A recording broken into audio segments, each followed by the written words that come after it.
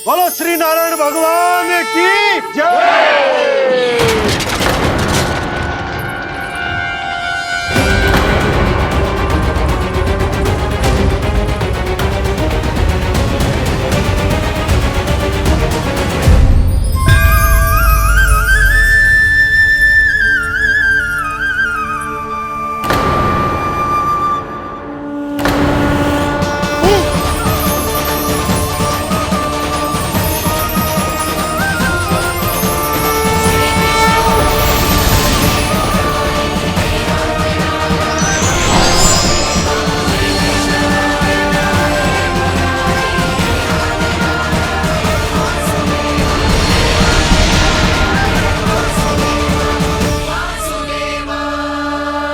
प्रभु,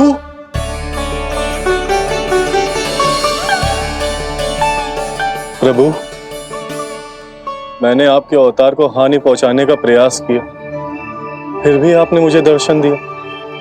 देने ही पड़े। तुम्हें मेरे चरणों का स्पर्श जो मिल गया, तुम्हें आश्चर्य हो रहा होगा। एक साधारण से स्पर्श से तुम्हें वो मिला जो बड़े से बड़े ऋषियों को भी कठिन से कठिन तपस्या के बाद भी नहीं मिलता। इसका उत्तर तुम्हारे अतीत में छुपा है। दैत्य हिरण्याक्ष के पुत्र के रूप में तुम्हारा जन्म हुआ था। शीघ्र ही तुम बहुत अधिक विशाल और असीम बलशाली हो गए थे, पर तुम अपनी शक्ति का प्रयोग अनुचित ढंग से करते थे। एक दिन तुमने महर्षि लोमस के आश्रम में बहुत ही उत्पात मचाया, हरे भरे वृक्षों को नष्ट कर दिया।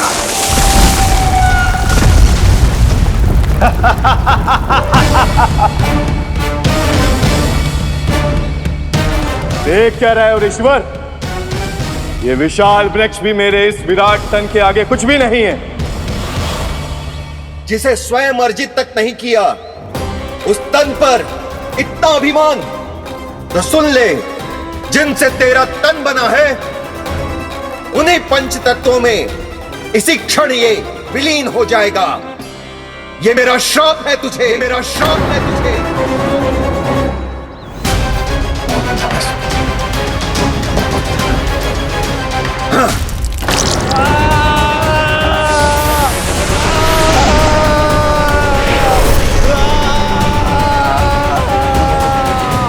पर तभी तुम्हें अपनी भूल का आभास हुआ और ऋषि लोमस से तुमने क्षमा याचना की।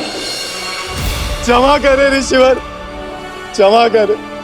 मैं मूर्ख, अभिमानी हूँ, अज्ञानी हूँ, परंतु आप तो दया के सागर है। कृपा करे ऋषिवर, कृपा करे। बिना तन के मैं कैसे जीवित रह पाऊंगा? तुम जीवित भी रहोगे और अपने दैनिक कार्यों का संचालन भी कर पाओगे, किंतु सजीव प्राणियों या निर्जीव वस्तुओं की सहायता से ऐसा जीवन तो मृत्यु के समान है ऋषिवर। इससे अच्छा है आप मुझे जीवन से मुक्ति दे दो। मुक्ति भी अवश्य मिलेगी तुम्हें, पर जब तुम परम प्रभु श्री हरि नारायण के चरणों का स्पर्श करोगे, चरणों का स्पर्श करोगे। और यही नहीं शक्तासुर, कल जब तुम मुझे खोज नहीं पा रहे थे, तब भी तुमने हार नहीं मानी। 7 प्रहर तक 7 बार मेरी और मेरे गोकुल की परिक्रमा की। इस क्रम में तुमने अनजाने में ही अपना पश्चाताप पूरा किया और पुण्य अर्जित कर लिया। इसलिए मैं तुम्हें मोक्ष प्रदान करता हूं। इसलिए मैं तुम्हें मोक्ष प्रदान करता हूं।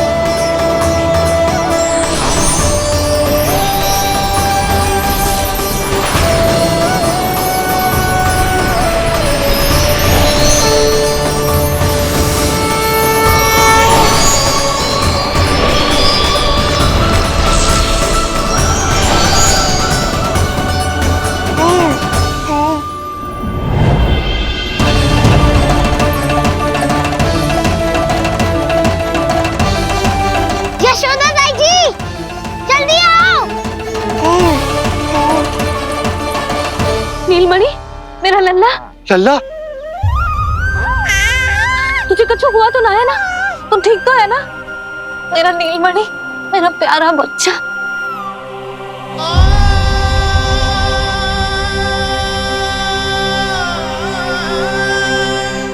भोला, बंसी, ये सब क्या है?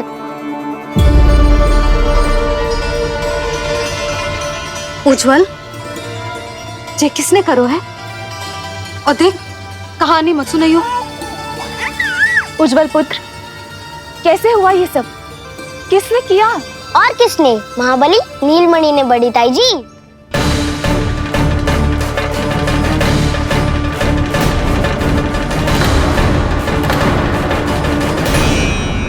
जी क्या बोल रहे हो है? सच्ची सच्ची बता। लो, फिर फंस गया उज्जवल। मैं सच्ची कह रहा हूँ। अचानक तीव्र वेग से वायु चली। फिर ऐसे लगो जैसे कोई भूकंप आ रहा है। और फिर जब मैंने देखा तो ये सकट अपने आप हिल रही थी, खड़खड़ खड़खड़ खड़खड़ खड़खड़। फिर मैंने साहस दिखाया और उस सकट को रोकने का प्रयास करो। और सकट ना रुको, जे हिले ही जा रहा था, खड़खड़ खड़खड़ खड़खड़ खड़खड़ खड़खड़ खड़खड़। और फिर ऐसे ही हिलते हुए अचानक से आगे बढ़कर सीधा नीलमणि के ऊपर चला आए हो। और फिर सकट भी हिल रहा था, खड़खड़ खड़खड़, और सकट का सामान भी हिल रहा था, थरथर थरथर। ऐसा लगो जैसे सकट नीलमणि को कुचलने को।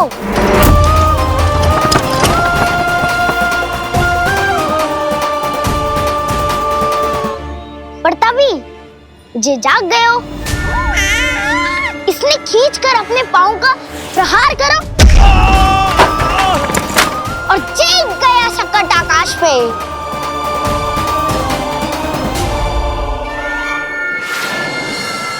और फिर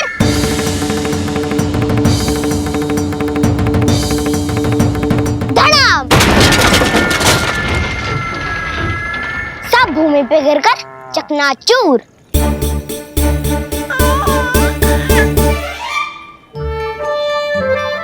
मैं सच्ची कह रहा हूँ ताई जी, नीलमणि के पैर का स्पर्श होते ही वो सकट ऐसे वायु में उड़ी जैसे कोई फूल। अच्छा, और जो तेरे हाथ में ये माखन है, ये भी अपने आप उड़ के आ गया होगा ना? हाँ, मैं सच्ची कह रहा हूँ।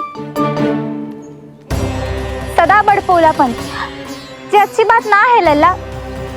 सत्य बता। मैया, मैं सत्य बोल रहा हूँ। ये सकट अपने आप ही आयो था और नीलमणि के प्रहार करते ही दूर जा गिरो। अरे, ये बड़बोले से पूछने से अच्छा है कि हमें स्वयं विचार करना चाहिए कि ये सकट टूटा कैसे। हाँ नंदराज, हाँ, हम भी आरती के लिए भीतर चले गए थे। हाँ। अरे, आप सब मेरा विश्वास क्यों ना कर रहे हो? नीलमणि के प्रहार से ही। उज्जवल, सकट बहुत पुराना था, पहिया ढीला होकर खुल गया होगा। यशोदा, अनेक कारण हो सकते हैं, चिंता करने की कोई आवश्यकता ना है। मैं चिंता क्यों करने लगी भला? मेरे नीलमणि के गले में रक्षा वाला कंठक पहले से ही है। और हम जैसा पूजा पाठ इतने विधि विधान से इसी के लिए तो कर रहे हैं, है ना पंडित जी? हाँ रानी जी। तो बस फिर मेरे लल्ला को कछु क्यों होने लगो? और आप सब स्वयं ही देख लो ना, जे इतना बड़ा सकट टूट के बिखर गया है, किंतु मेरे लल्ला को एक खरोच भी ना आई। इसका अर्थ तो यही है ना कि हम जो भी कर रहे हैं सही कर रहे हैं। मुझे चिंता करने की कछु आवश्यकता ही ना है। चलो सब भीतर चलते हैं। हाँ हाँ, लल्ला को भूख भी लगी आई होगी। चल।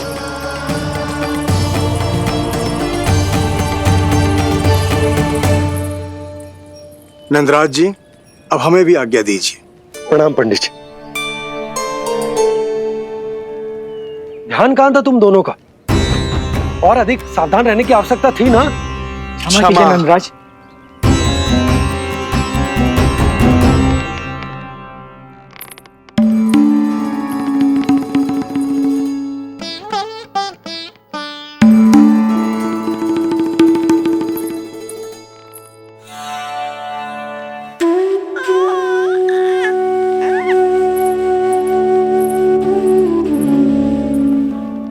यशोदा, क्या हुआ? बोलो ना, क्या सोच रही हो? मुझे बहुत चिंता हो रही है जीजी। मेरे लल्ला के साथ कुछ ना कुछ दुर्घटना होती रहती है। अरे, अभी बाहर ही तुम सबको समझा रही थी, अब भीतर आते ही क्या हो गया तुम्हें? बाहर समझाने वाली मैं ना थी जीजी, वो तो गोकुल की रानी जसोदा थी। किंतु भीतर से मैं अपने नीलमणि की मैया हूँ, बस। और एक मैया को कितनी चिंता होती है, इसे आपसे अधिक कौन जान सकता है। बहुत बड़ा धक्का लगा है मैया को इस घटना से। अब तो ये मेरी रक्षा के लिए और भी अधिक चिंतित हो जाएंगी। यंत्र का कंठक, पूजा पाठ, इतने सारे प्रहरी, सुरक्षा के प्रबंध, यदि इतने सबके बाद भी मैं अपने लल्ला की रक्षा न कर पाई तो मुझसे अधिक अभागी कौन हो सकती है। मैं तुम्हारे मन की दशा समझती हूँ यशोदा। इसी चिंता के कारण ही तो मैंने आज तक अपने पुत्र को छुपा कर रखा है। मैं जानती हूँ जीजी, मैं समझती हूँ। मैंने तो नीलमणि के लिए इतने सारे संस्कार भी करो है, पूजा पाठ की है, किंतु मैंने तो आज तक अपने पुत्र का एक भी संस्कार नहीं किया है। आंसू पोंछ लीजिए बड़ी माँ, शीघ्र ही सब कुछ ठीक हो जाएगा। जब मैंने उसे जन्म दिया, उसके बाद से आज तक न उसे घर के बाहर लाई हूँ, न कोई संस्कार किया है। मैं तो उसका नामकरण भी नहीं करवा पाई हूँ यशोदा। उसके जन्म के समय स्वामी ने ये संदेश भिजवाया था कि उस कंस को हमारे पुत्र के बारे में तनिक भी भनक नहीं पड़नी चाहिए। तब से आज तक भय के छाव में जीती आई हूँ कि वो कंस कहीं हमारे पुत्र को भी ना मार दे, जैसे देवकी के सारे संतानों को मार दिया है। ये आशंका कभी सत्य नहीं होगी बड़ी माँ, मैं हूँ ना। माँ अपनी संतान के मन की बात बिना कहे ही समझ जाती है। आप भी समझ जाओ ना मैया।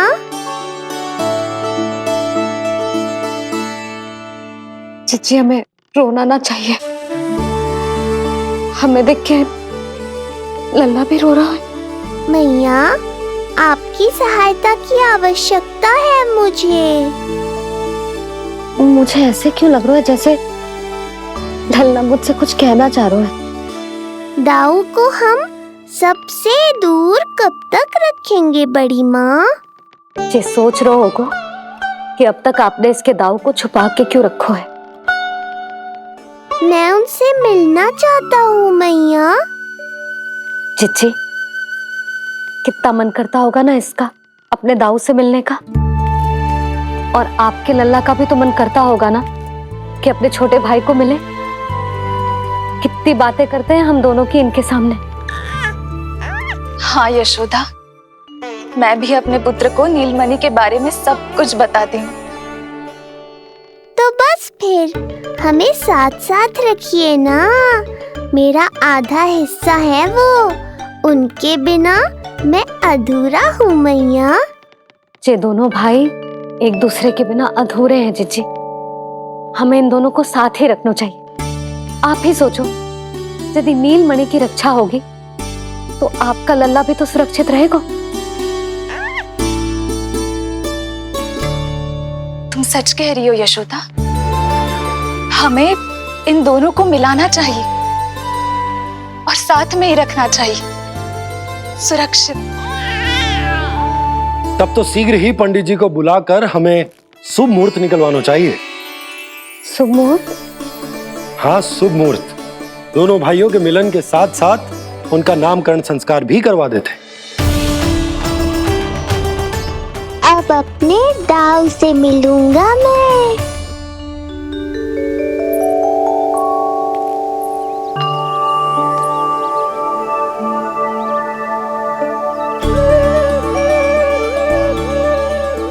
ऋषिवर के दिव्य आभा के कारण ये वातावरण कितना शुद्ध, कितना पवित्र लग रहा है ना। हाँ देवकी, इनका तेज ही ऐसा है कि इनके निकट केवल पवित्रता ही वास कर पाती है। किसी भी प्रकार की दुष्टता इनके पास जाने से पहले ही नष्ट हो जाती है।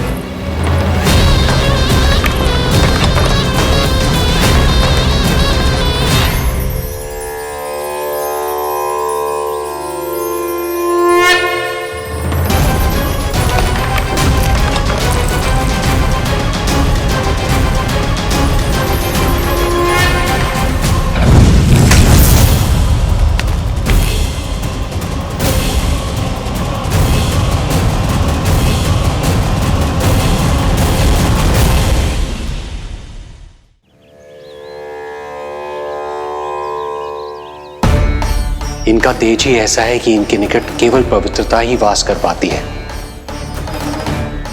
किसी भी प्रकार की दुष्टता इनके पास जाने से पहले ही नष्ट हो जाती है।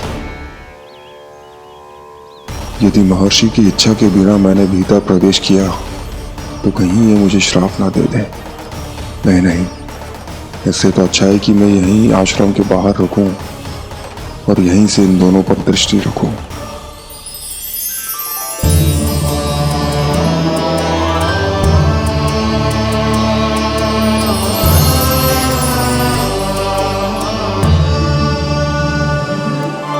आपके आने का आभास हो गया था राजन।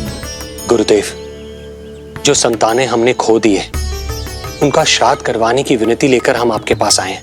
आपका आना व्यर्थ नहीं जाएगा राजन, परंतु मुझे आभास हो रहा है श्राद्ध कर्म इस भेंट का एकमात्र कारण नहीं है।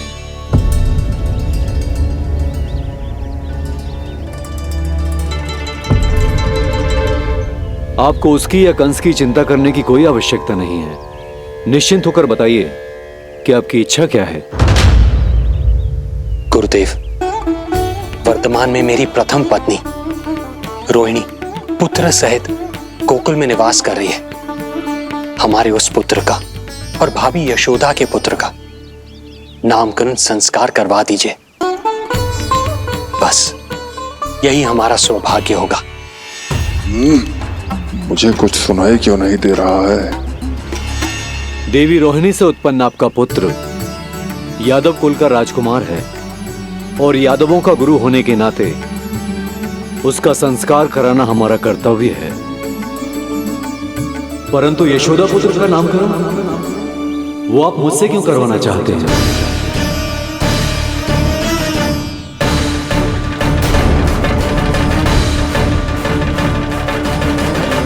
गुरुदेव, सत्य ये है कि रुक क्यों गई रानी देवकी? आपके मन में जो कुछ है कहिए। ये कैसी दुविधा में फंस गया मैं। यदि मैंने गुरुदेव को यशोदा पुत्र का सत्य बताया तो कंस को भी पता चल जाएगा, और यदि नहीं बताया तो कहीं ऐसा ना हो कि ऋषिवर ही बुरा मान जाए। लगता है आप दोनों की दुविधा मेरे अनुमान से भी बहुत बड़ी है। अपनी या अपने पुत्र की कुंडली लाए हैं राजन? जी गुरुदेव, अपनी कुंडली है मेरे पास। देवकी,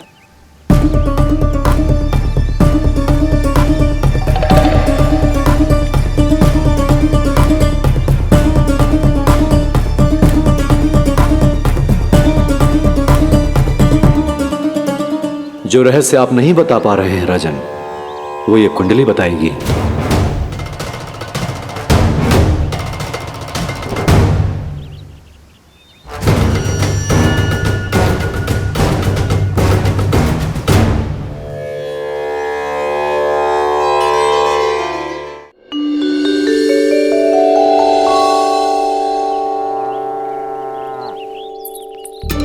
लल्ला बता कैसी है जगदा?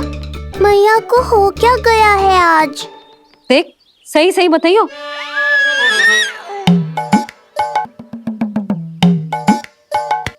अच्छी है ना? पसंद आएगी ना उसे? हाँ या फिर जे मोर पंख वाला मुकुट दे दूं? पहली बार मिल रहा है तू, उपहार तो देना चाहिए ना। पर बड़े तो वो है ना मैया, उपहार तो वो देंगे मुझे।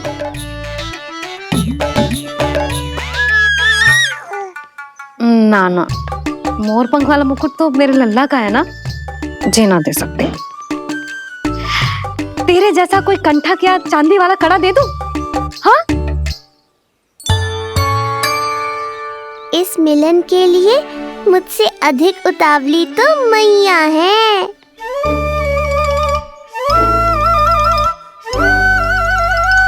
अच्छा जे उपहार छोड़, तू तो जे बता कि तू उसे बुलाएगा क्या कह के? अन्य सभी के जैसे बड़े भैया या गांव वालों के जैसे दद्दा बुलाएगो, या फिर बड़े नगरों में जैसे बुलाते हैं ज्येष्ठ ज्येष्ठ भ्राता बुलाएगो, या फिर प्रेम से बुलाएगो दाऊ दाऊ बुलाएगो ना?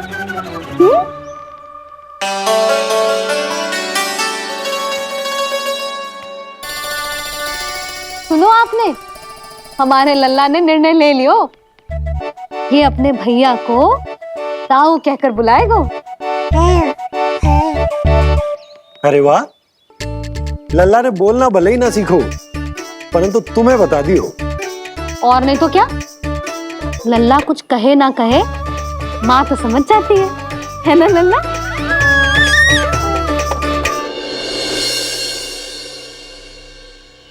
और इसने दाऊ वाली बात पे हाँ भी की है।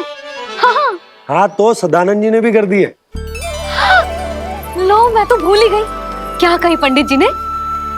बता तो ना यशोदा, बाहर से आया हूँ, हाथ पैर तो धो लूं। हाँ ले लो। अब बताओ कब का मुहूर्त निकालो है? तनिक हाथ मुंह पूछ लूं। अब बताओ क्या कही उन्होंने? यशोदा थक गए हूँ, तनिक सांस तो लेने दो। बाहर से आया हूँ, जल ना पूछोगी?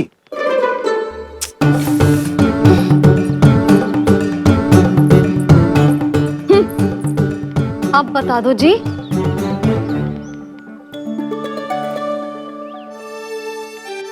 बाबा अब बता भी दो, नहीं तो खेल खेल में खेल हो जाएगा।